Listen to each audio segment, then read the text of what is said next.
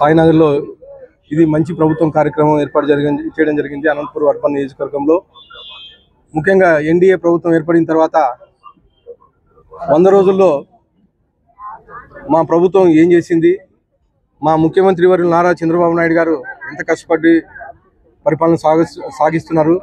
గత 5 ఏళ్లలో జగన్ మొత్తం వ్యవస్థనే నిర్వీర్యం చేసి కేవలం తన సొంత లాభం కోసం, సొంత ధనార్జన కోసం గత 5 ఏళ్ళు ప్రభుత్వం పరిపాలన చేశాడు. మా తెలుగుదేశం ప్రభుత్వం వచ్చిన తర్వాత 100 రోజుల్లోనే మేము ఎన్నో సంక్షేమ కార్యక్రమాలు చేపట్టాం.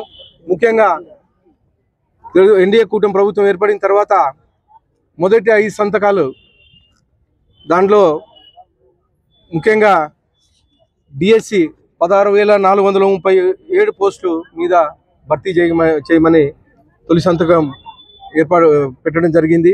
గత ప్రభుత్వంలో కనీసం ఒక టీచర్ పోస్ట్ కానీ భర్తీ చేయలేదు. అలాంటిది మా ముఖ్యమంత్రి వర్యులు మొదటి సంతకం డిఎస్సి మీద పెట్టారు.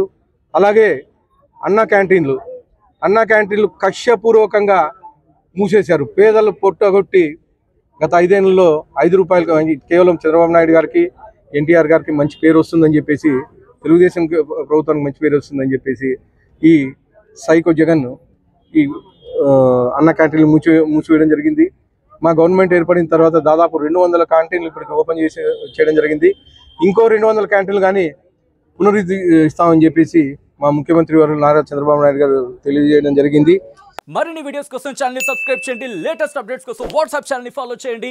అండ్ లింక్ డిస్క్రిప్షన్ లో ఉంది.